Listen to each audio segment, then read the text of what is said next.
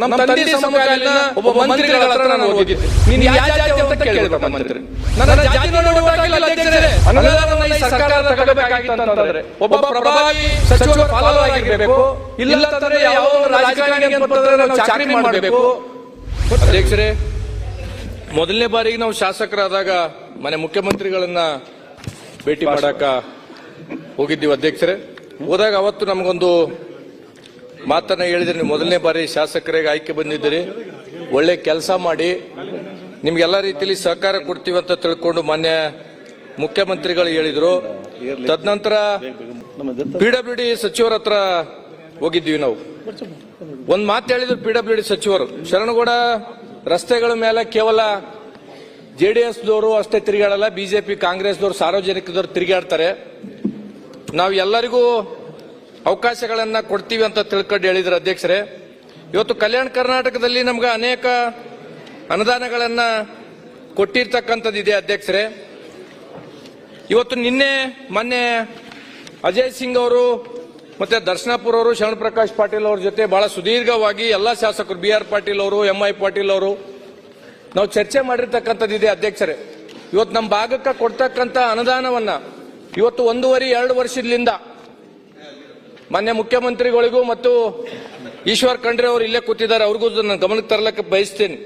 ಇವತ್ತು ನಮಗೆ ಕೊಟ್ಟಿರ್ತಕ್ಕಂಥ ಕಂಡೀಷನ್ಗಳಿಗೆ ಇವತ್ತು ನಾವು ಯಾವುದೇ ಏಜೆನ್ಸಿಗಳಿಗೆ ಕೊಟ್ರೆ, ಇವತ್ತು ನಾವು ಯಾವುದೇ ಅನುದಾನಗಳನ್ನ KKRDBಲಿಂದ ಬಿಡುಗಡೆ ಆಗಿಲ್ಲ, ಇಲ್ಲಿವರೆಗೂ ಅನುದಾನ ಬಿಡುಗಡೆ ಆಗಿಲ್ಲ ಅಂತ ತಿಳ್ಕೊಂಡು ನೆನ್ಪತ್ತಂದ್ರೆ ಇವತ್ತು ಅಧಿಕಾರಿಗಳು ಯಾವ ರೀತಿ ನಮಗೆ ಬಂದು ಹೇಳ್ತಾ ಇದ್ದಾರೆ ಅಂದ್ರೆ, ನಮಗೆ ಮುಂದಿನ ಸಲ ನಮ್ಗೆ ಏಜೆನ್ಸಿ ಕೊಡಬೇಡ್ರಿ, ನಮ್ಮ ಹತ್ರ ದುಡ್ಡು ಇಲ್ಲ ಅಂತ ತಿಳ್ಕೊಂಡು ಹೇಳ್ತಕ್ಕಂಥದ್ದು ಒಂದಾಗಿದೆ ಅಧ್ಯಕ್ಷರೇ. ಇವತ್ತು ಮಾನ್ಯ ಮುಖ್ಯಮಂತ್ರಿಗಳು ಕೆಲವು ಕಾಂಗ್ರೆಸ್ ಶಾಸಕರಿಗೆ ಎಲ್ಲರಿಗೂ 50 ಕೋಟಿ ರೂಪಾಯಿಗಳನ್ನ ಕೊಡ್ತೀವಿ ಅಂತ ತಿಳ್ಕೊಂಡು ಹೇಳಿರ್ತಕ್ಕಂಥದ್ದು ಒಂದು ಆದೇಶನ ಇಲ್ಲಿ ಮಾಡಿರ್ತಕ್ಕಂಥದ್ದು. ಯಾಕಂತಂದ್ರೆ ಈ ಯೋಜನೆ ಅಡಿಯಲ್ಲಿ ಅನುದಾನವನ್ನು ಬಾಕಿ ಬಿಲ್ಗಳನ್ನ ಆಧರಿಸಿ ನಿರೀಕ್ಷಿಸಿ ಬಿಡುಗಡೆಗೊಳಿಸಲಾಗುವುದು, ಮುಂಗಡವಾಗಿ ಅನುದಾನವನ್ನು ಬಿಡುಗಡೆಗೊಳಿಸತಕ್ಕಂಥದ್ದಿಲ್ಲ ಅಂತ ತಿಳ್ಕೊಂಡು. ಯಾಕಂತಂದ್ರೆ ಇವತ್ತು 50 ಕೋಟಿ ರೂಪಾಯಿಯನ್ನ ಬೇರೆ ಬೇರೆ ಶಾಸಕರಿಗೆ ಕೊಡ್ತಾ ಇದ್ದಾರೆ, ನಮಗ್ ಕೊಡ್ತಾ ಇಲ್ಲ ಅಂದಾಗ ಮಾನ್ಯ ಕೈಗಾರಿಕಾ ಸಚಿವರು ಸುರೇಶ್ ಕುಮಾರ್ ಅವರು ಮಾತಾಡುವಾಗ ಹೇಳಿದ್ರಿಲ್ಲ, ನೀವು ಹಂಗೆ ಮಾಡಿದ್ರಿ ಅಂತ ತಿಳ್ಕೊಂಡು. ಸರ್, ನಾವ್ ಹಿಂಗ್ ಮಾಡಿವ ಅಂತ ತಿಳ್ಕೊಂಡೆ ಜನ ನಮ್ಮನ್ನ 66ಕ್ಕೆ 19ಕ್ಕೆ ಕಳಿಸ್ಯಾರ, ನಿಮ್ಗೆ 136ಕ್ಕೆ ಕಳಿಸ್ಯಾರ. ಮಾನ್ಯ ಸುರೇಶ್ ಕುಮಾರ್ ಅವರು ಯಜಮಾನರು ಹೇಳ್ತಾ ಇದ್ರು, ಮಾನ್ಯ ಮುಖ್ಯಮಂತ್ರಿಗಳು 224 ಜನ ಕ್ಷೇತ್ರನ ಸಮಾನವಾಗಿ ನೋಡ್ಬೇಕು ಅಂತ ತಿಳ್ಕೊಂಡು.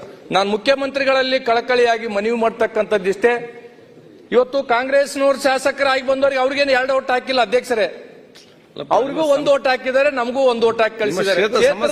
ಕ್ಷೇತ್ರದ ಜನತೆಯಲ್ಲಿ ನಮ್ಮನ್ನ ನಾವು ಇಲ್ಲಿ ಶಾಸಕರಾಗಿ ಆಯ್ಕೆಯಾಗಿ ಬರ್ಬೇಕಾಗಿತ್ತಂದ್ರೆ ನಾವ್ ಎಷ್ಟು ಕಷ್ಟ ಪಡ್ತಾ ಇದೀವಿ ನಮಗ್ ಗೊತ್ತು. ನಾವು MLA ಆಗಿ ಆಯ್ಕೆ ಬಂದ ಮೇಲೆ ನಾವು ಕೆಲಸನೇ ಮಾಡ್ಲಿಲ್ಲ ಕ್ಷೇತ್ರದಾಗ ಅಂತಂದ್ರೆ ನಾವೇನ್ ಉತ್ತರ ಕೊಡ್ಬೇಕಾಗಿತ್ತೆ? 5 ವರ್ಷ ಸಾರ್ವಜನಿಕವಾಗಿ ನಾವು ಮೊದಲನೇ ಬಾರಿ ಆಯ್ಕೆ ಆಗಿ ಬಂದೀವಿ, 72 ಜನ ಇದ್ದೀವಿ, ನಮ್ಗೆ ಅನುದಾನನೇ ಇಲ್ಲ ಅಂತಂದ್ಮೇಲೆ ಉತ್ತರ ಏನ್ ಕೊಡ್ಬೇಕಾಗುತ್ತೆ? ಇವತ್ತು ಇನ್ನೊಂದು ಏನಾಗಿದೆ ಅಧ್ಯಕ್ಷರ ಅಂತಂದ್ರೆ, ಮುಂದಿನ ಜನರೇಷನ್, ನಾವೊಂದು ಜನರೇಷನ್, ನಮ್ದಾದ್ಮೇಲೆ ಮುಂದಿನ ಜನರೇಷನ್ ದವ್ರು ರಾಜಕೀಯಕ್ಕೆ ಬರ್ಬೇಕಾ ಬರಬಾರ್ದು ಅಂತ ತಿಳ್ಕೊಂಡು ವಿಚಾರ ಮಾಡ್ತಾ ಇದ್ದಾರೆ ಅಧ್ಯಕ್ಷರು. ಯಾಕಂತಂದ್ರೆ ಅಧ್ಯಕ್ಷರೇ, ಇವತ್ತು ಯಾವುದೇ ಒಂದು ಅನುದಾನವನ್ನ ಈ ಸರ್ಕಾರದ ತಗೋಬೇಕಾಗಿತ್ತು ಅಂತಂದ್ರೆ ಒಬ್ಬ ಪ್ರಭಾವಿ ಸಚಿವರ ಫಾಲೋವರ್ ಆಗಿರ್ಬೇಕು, ಇಲ್ಲಂತಂದ್ರೆ ಯಾವುದೋ ಒಂದು ರಾಜಕಾರಣಿಗೆ ಅನ್ಪತ್ತಂದ್ರೆ ನಾವು ಚಾಕರಿ ಮಾಡಬೇಕು. ಈ ರೀತಿ ಅನ್ಪತ್ತಂದ್ರೆ ಒಂದು ವಾತಾವರಣ ಅನ್ಪತ್ತಂದ್ರೆ ನಿರ್ಮಾಣ ಆದ್ರೆ ನಮಗೆ ಅನ್ಪತ್ತಂದ್ರೆ ಬಹಳ ಹೊಸ ಶಾಸಕರಿಗೆ ಆಯ್ಕೆಯಾಗಿ ಬಂದಿರತಕ್ಕಂಥವ್ರು ವಿ ಆರ್ ವೆರಿ ಫ್ರಸ್ಟ್ರೇಟೆಡ್. ದಯಮಾಡಿ ನಾನು ಮನವಿ ಮಾಡ್ತಕ್ಕಂಥದ್ದು ಇಷ್ಟೇ ಅಧ್ಯಕ್ಷರೇ, 50 ಕೋಟಿಯನ್ನ ಕೊಡ್ತಕ್ಕಂಥದ್ದು ಕಡಿಮೆ ಅಂತ ತಿಳ್ಕೊಂಡು ಅರ್ಜ್ಞಾನಂದ್ರೆ ಹೇಳಿರ್ತಕ್ಕಂಥದ್ದು. ಮಾನ್ಯ ಮುಖ್ಯಮಂತ್ರಿಗಳಲ್ಲಿ ಒಂದು ಕಳಕಳಿಯ ಮನವಿ ಮಾಡ್ತೀವಿ, ಯಾಕಂತಂದ್ರೆ ನಾವು ಅನುದಾನನೇ ಇಲ್ಲ ಅಂತಂದ್ರೆ ಬಹಳ ಕಷ್ಟ ಆಗುತ್ತೆ. ದಯಮಾಡಿ ಅಂತಂದ್ರೆ ಇವತ್ತು ತಾವು ಅನುದಾನವನ್ನ ಎಲ್ಲರಿಗೂ ಇನ್ನೂ ಹೆಚ್ಚು ಏನಪ್ಪಂತಂದ್ರೆ ಅನುದಾನವನ್ನ ಆಡಳಿತ ಪಕ್ಷದ ಶಾಸಕರಿಗೆ ಕೊಡೋದ್ರ ಜೊತೆಯಲ್ಲಿ ನಮಗೆ ಏನಪ್ಪಂತಂದ್ರೆ ತಾವು ಅನುದಾನವನ್ನ ಕೊಡ್ಬೇಕಂತ ತಿಳ್ಕೊಂಡು ನಾನು ಹೇಳ್ಬೇಕಾಗುತ್ತೆ ಅಧ್ಯಕ್ಷರೇ. ಏನಾಗಿದೆ ಅಧ್ಯಕ್ಷರೇ, ನಮ್ಮಲ್ಲಿ ಒಂದು ರಸ್ತೆ ಅಧ್ಯಕ್ಷರೇ, ಒಂದು ರಸ್ತೆ ನಮ್ಮ ತಂದೆಯವರು ಏನಪ್ಪಂತಂದ್ರೆ ಶಾಸಕರಾಗಿರುವಾಗ ಟೆಂಡರ್ ಕರೆದಿರ್ತಕ್ಕಂಥದ್ದು. ನಮ್ಮ ತಂದೆಯವರು ಶಾಸಕರಾಗಿರ್ತಕ್ಕಂಥ ಮುಂಚಿತವಾಗಿ ಗಾಜರ್ಕೋಟ್, ಚಪ್ಪೆಟ್ಲ ಮತ್ತು ತೆಲಂಗಾಣ ಬಾರ್ಡರ್ಗೆ ಏನಪ್ಪಂತಂದ್ರೆ ನ್ಯಾಷನಲ್ ಹೈವೇಲಿಂದ ರೋಡ್ ಆಗಿರ್ತಕ್ಕಂಥದ್ದಿದೆ.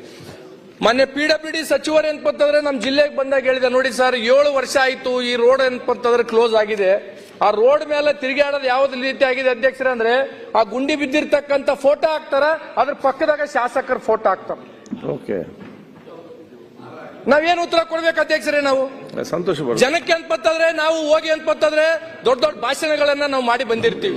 ಅಟ್ಲೀಸ್ಟ್ ಅಂತಂದ್ರೆ ಅದು ಏನಾಗಿದೆ ಅಧ್ಯಕ್ಷರ ಅಂದ್ರೆ 26 ನೋಟಿಸ್ ಕೊಟ್ಟಿದ್ದಾರೆ ಅಧ್ಯಕ್ಷರ ನ್ಯಾಷನಲ್ ಹೈವೇದವ್ರು ಏಜೆನ್ಸಿದವನ್ ಏನಾಗಿದೆ ಅವ್ನು ಲೆಟರ್ ಕೊಟ್ಬಿಟ್ಟಿದ್ದಾರೆ, ನನ್ನ ಕೈಲಿ ಮಾಡೋದ್ ಆಗಂಗಿಲ್ಲ ಅಂತ ತಿಳ್ಕೊಂಡು.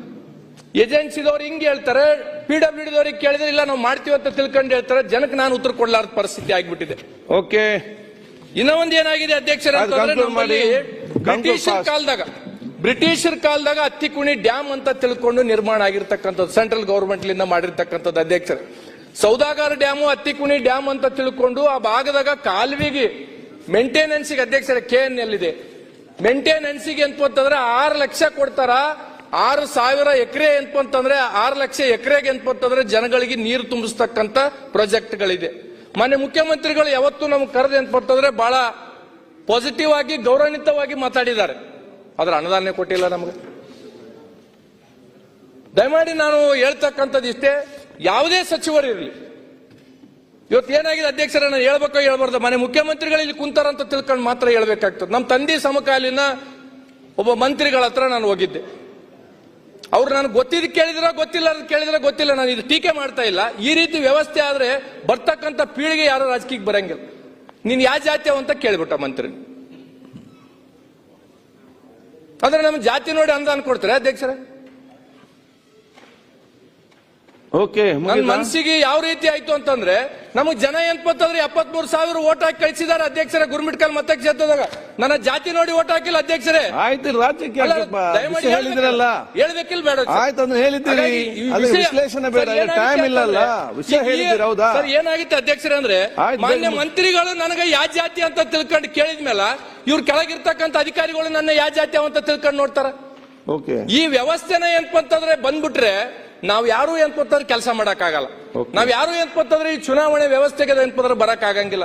ನಾವ್ ಯಾರು ಏನ್ಪಂತಂದ್ರೆ ಸಂವಿಧಾನವನ್ನ ಉಳಿಸ್ಲಕ್ ಆಗಂಗಿಲ್ಲ. ದಯಮಾಡಿ ನಾನು ಮನವಿ ಮಾಡ್ತಕ್ಕಂಥದ್ದು ಇಷ್ಟೇ ಇದೆ ಅಧ್ಯಕ್ಷರೇ. ಕಂಕ್ಲೂಡ್ ಮಾಡಿ. Okay sir. ಸರ್, ನಮ್ಗೆ FD ಅಂದ್ರೆ ಗೊತ್ತಿಲ್ಲ ಸರ್. ನಮ್ ತಂದೆಯವರು 5 ವರ್ಷ ಇರುವಾಗ ಏನ್ಪತ್ತವ್ರು ನಾವು ಸಣ್ಣ ಪುಟ್ಟ ಕೆಲಸಕ್ಕೆ ಏನ್ಪತ್ತವ್ರು ವಿಧಾನಸೌಧಕ್ಕೆ ಬಂದಿರತಕ್ಕಂಥದ್ದು ಇದೆ. FD ಅಂದ್ರೆ ನಮ್ಗೆ ಗೊತ್ತಿಲ್ಲ ಸರ್. ಒಂದು 10 ಲಕ್ಷ ರೂಪಾಯಿ ಅನುದಾನನ ನಾವು ಕ್ಷೇತ್ರದಾಗ ಕೇಳಿದ್ರು, ಅಲ್ಲಿರ್ತಕ್ಕಂಥ ಅಧಿಕಾರಿಗಳು ಏನ್ಪಂದ್ರೆ FDಗೆ ಹೋಗಿದೆ ಅಂತ ಹೇಳ್ತಾರೆ. 50 ಲಕ್ಷದ ಕೆಲಸದ ಕೇಳಿದ್ರು ಏನ್ಪತ್ತಂದ್ರೆ FDಗೆ ಹೋಗಿದೆ ಅಂತ ಹೇಳ್ತಾರೆ. ಒಂದು ಮೌಲ್ಯಮಾಪನ ಮಾಡಿರ್ತಕ್ಕಂಥ ಶಿಕ್ಷಕರಿಗೆ ಏನ್ಪತ್ತಾರೆ ಸ್ಯಾಲ್ರಿ ಕೊಡ್ಬೇಕು, ಯಾಕೆ ಕೊಟ್ಟಿಲ್ರಿ ಅಂತ DD5 ಕೇಳಿದ್ರೆ FD ಫೈಲ್ ಹೋಗಿದೆ ಅಂತ ತಿಳ್ಕೊಂಡು ಅಂತಾರೆ. ಸರ್, FD ಫೈಲ್ನಾಗ ಎಷ್ಟು ಬಿದ್ದಾವ ಅಂತ ತಿಳ್ಕೊಂಡು ಯಾರೋ ಒಬ್ಬ ಆಫೀಸರ್ಗ ನಮ್ ಕಮಿಟಿದಾಗ ಕೇಳಿದ್ರೆ, ಈ ಸರ್ಕಾರ ಬಂದ ಮೇಲೆ ವಿಧಾನಸೌಧ ಎಷ್ಟಿದೆ ಅದಕ್ಕಿಂತ ಹೆಚ್ಚು ಏನ್ಪತ್ತಂದ್ರೆ FDದಾಗ ಫೈಲ್ ಮಾತಾಡುವ. ಹಾಗಾಗಿ ದಯಮಾಡಿ ನಾನು ನಮ್ಗ ಶಾಸಕರಾಗಿ ಬಂದಿರತಕ್ಕಂಥವ್ರಿಗೆ ಅನುದಾನ ತಾರತಮ್ಯ ಮಾಡದೆ ಮಾನ್ಯ ಮುಖ್ಯಮಂತ್ರಿಗಳು ಲೈನಲ್ಲಿ ತಾವು ಬಹಳ